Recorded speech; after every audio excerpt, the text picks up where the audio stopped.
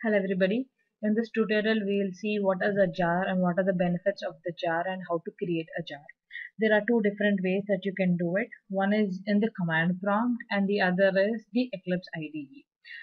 Now in this tutorial we'll see how to create it from the command prompt, and in the next tutorial we'll see how to create it from Eclipse. You can see which is the easiest one and you can follow it afterwards. Okay, and then so what is a jar? A jar is nothing but a Java archive file. What it does is it bundles all the resources that are associated to your project and the dot class files.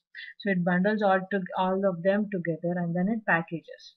So that particular archive file is called jar, that is Java archive file. Mainly the benefits of it would be, like, if you want to decrease the download time, you can just upload the jar instead of independent files. The security, the compression, the portability, if you want to have the package versioning, sealing, these are different benefits that you have with the jar file. So to start on with, we'll have to go to the command prompt.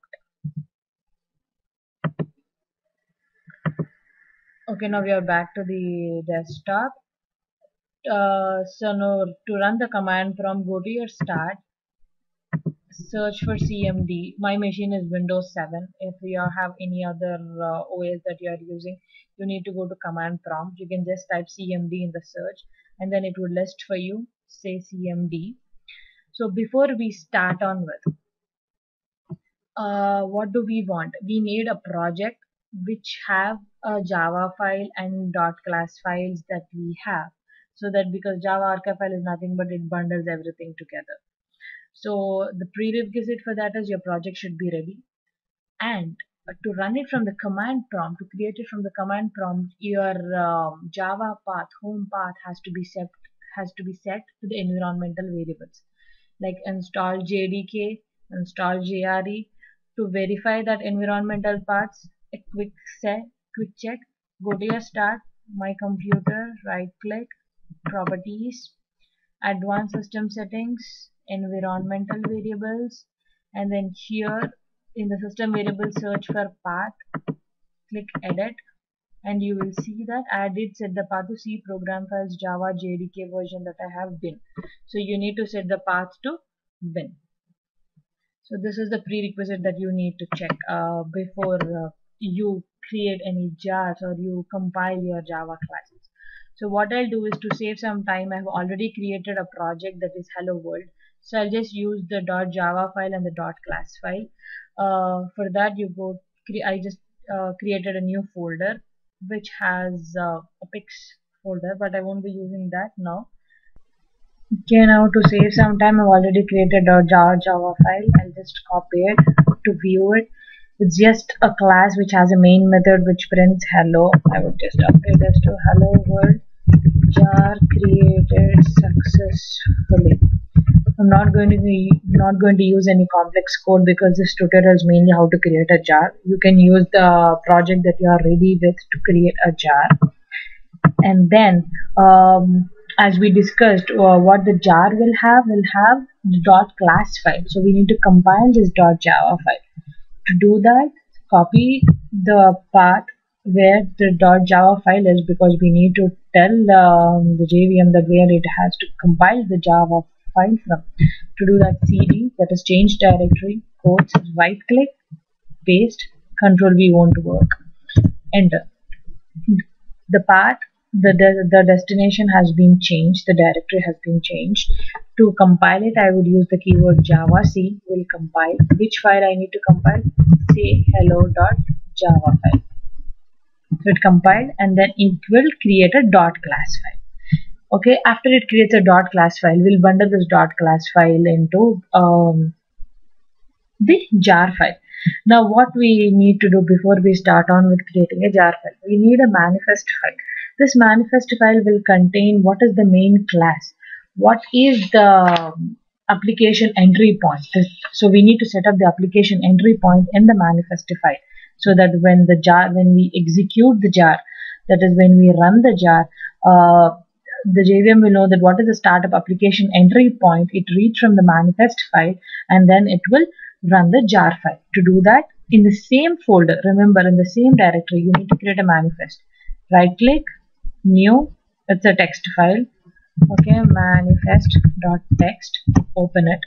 You need to write here what is the entry point. For that you use the keyword main class colon, what is the main class, say hello. Okay, and then you need to have two enters because it has to run it. If you say if that's the dead point, it doesn't execute the Java file, and then close it. Okay, now we are ready with the manifest. Okay, this jar, there are few keywords that it also creates a manifest file, but what it does is it creates a blank manifest file with the just Java version, but we need to give it the entry point as well. So for that, we need to provide the manifest file. Okay, to see what are all the keywords that we have in the jar, you can say jar. Okay, let me just maximize. So here you see C creates, TX, these are all the options that we have in here. So to create an archive file, what we do is we say jar CFVM.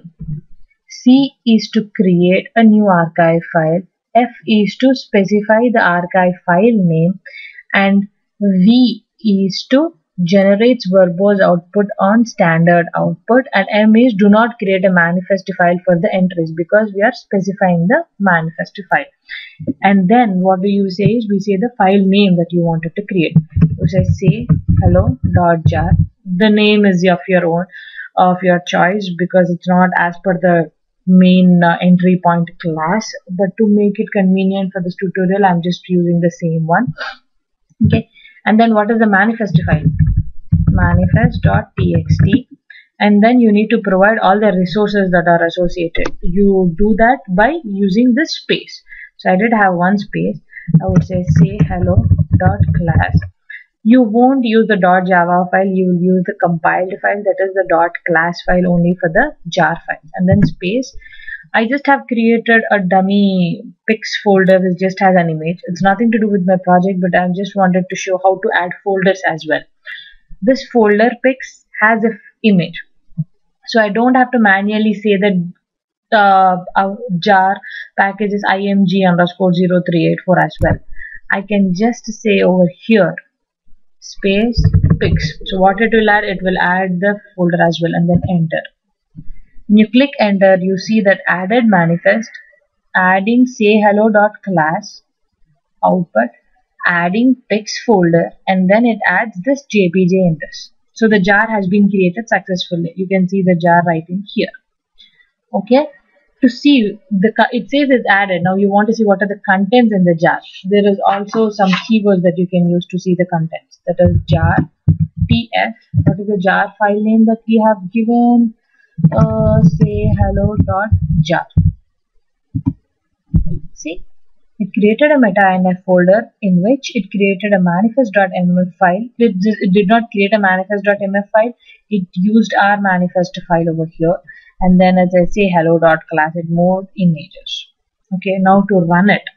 What is our keyword to run? Java jar say hello.jar. Now what we need to expect? The sysout that we have updated. Hello world jar created successfully.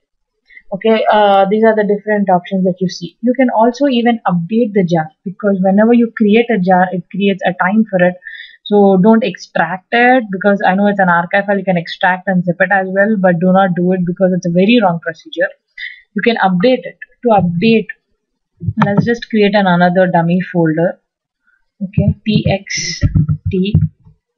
Okay, and this txt has some bunch of txt files. One.